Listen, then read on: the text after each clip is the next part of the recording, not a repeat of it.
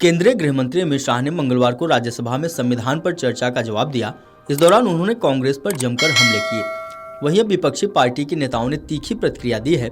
कांग्रेस प्रमुख मल्लिकार्जुन खड़गे ने कहा कि शाह ने संसद के ऊपरी सदन में जो कुछ भी कहा वह सच से बहुत दूर है। वहीं कांग्रेस सांसद जयराम रमेश ने गृह मंत्री शाह के भाषण पर प्रतिक्रिया दी। सुनिए इन नेताओं ने क्या कहा। जो आज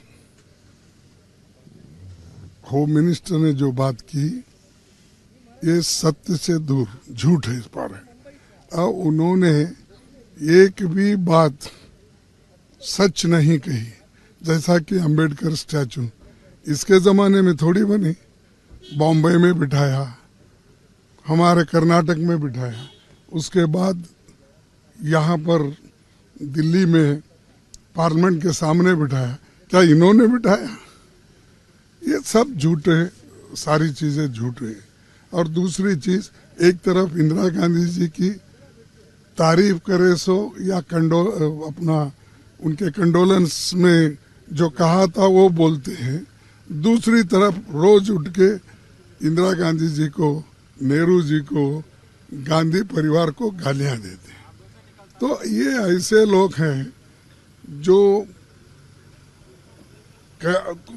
चीज़ जब बोलना, जब कहना, वो उस वक्त इन्होंने नहीं कहा। आज सारी बातें झूठ रखकर लोगों को गुमराह करने की कोशिश कर रहे हैं और ये बहुत दिन चलने वाला नहीं है। और हर चीज़ मोदी जी, तो ये मोदी जी की तारीफ करने के लिए सदन में आए हैं और वो बोल रहे हैं। वो देश को एक दिशा, अच्छी दिशा दिखाने के लिए वो कभी बोले नहीं, इसीलिए उसका कोई असर ना जनता पे गिरेगा, ना यंगस्टर्स पे गिरेगा, ना देश के लोग इसको सुनेंगे। देखो, जब आएगा हम डिस्कस करेंगे क्या इसके फायदे हैं, क्या इसके नुकसान हैं, और वो तो सब मिलके करना पड़ेगा। अब फिलहाल इंट्रोडक्शन के लिए सभी मिलके अपोज किए हैं, लेकिन उसको बताना भी पड़ेगा इसके एडवांटेज क्या है और डिसएडवांटेज।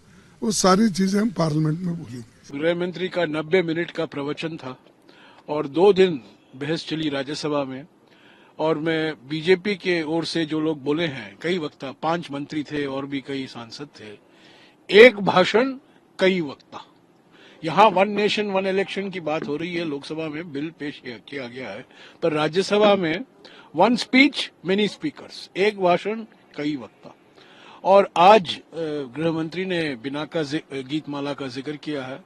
मुझे भी एक पुराना हिट गाना याद आता है, प्रेम की गंगा बहाते चलो। पर आज तो देखने को मिला 90 मिनट के लिए गृह मंत्री झूठ की गंगा बहाते चले, झूठ की गंगा। और सबसे बड़ा झूठ यह है कि पहले संविधान संशोधन किया गया था 1951 में, उन्होंने जिक्र ही नहीं किया क्यों ये संशोधन लाया गया। संशोधन लाया गया ताकि जो जमींदारी को हटाए गए थे, कानून बनाए गए थे, अधिनियम बनाए गए थे, उसको खारिज किया गया था, उसको रद्द किया गया था। उसका सामना करने के लिए, उससे निपटने के लिए ये संशोधन बिल लाया गया। 9th शेड्यूल शामिल किया गया संविधान में। This is the state of Madras. एक निर्णय था जो सुप्रीम कोर्ट तक आया था, सुप्रीम कोर्ट ने भी रद्द कर दिया ये आरक्षण। तो ये आरक्षण को सुरक्षित रखने के लिए, जमींदारी हटाने के जो कानून है, अधिनियम बनाए गए थे, उसको बचाने के लिए ये पहला संशोधन लाया गया। पर गृहमंत्री ने इसका कोई जिक्र नहीं किया। और ऐसे कई उदाहरण हैं, कई मिसाल हैं।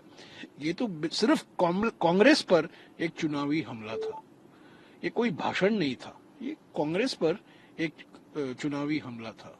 ऐसा लगता था कि अभी दिल्ली के चुनाव और बिहार के चुनाव और अगले चुनाव के लिए अभी से ही तैयारी शुरू हो रही है। नहीं, ठीक है, इमरजेंसी का जिक्र किया, 42वां संशोधन का जिक्र किया, पर मैंने इसका स्पष्टीकरण भी दिया है कि 44th अमेंडमेंट भी आया। और जो 42वां संशोधन है उसके कई प्रावधान आज भी हैं। आज जो मूल कर्तव्य हैं, फंडामेंटल ड्यूटी, प्रधानमंत्री कर्तव्य की बात करते हैं, राजपथ को कर्तव्य पथ नाम दिया है और आज उसका श्रेय गृह मंत्री ने लिया। पर वो भूल गए हैं कि 1976 में जो 42वां संशोधन लाया गया था उसमें फंडामेंटल ड्यूटीज भी शामिल थे और वो आज संविधान का एक महत्वपूर्ण हिस्सा है और कई ऐसे प्रावधान हैं। पर मेरी आपत्ति इस भाषण से ये है कि गृह मंत्री जिस तरीके से उन्होंने जवाब दिया, जिस तरीके से उन्होंने एलओपी का अपमान किया, बैठ जाओ, आपको सुनना पड़ेगा, किया है तो सुनना पड़ेगा, ये क्या सड़क की भाषा है? ये सदन की भाषा नहीं, सड़क की भाषा है। अगर आप ये वीडियो YouTube पर देख रहे हैं तो हमारे चैनल को सब्सक्राइब कर बेल आइकन दबाएं और Facebook पर देख रहे हैं तो हमारे पेज को लाइक करें। 8 मिलियन प्लस सब्सक्राइबर, आपके इस भरोसे के लिए बहुत धन्यवाद।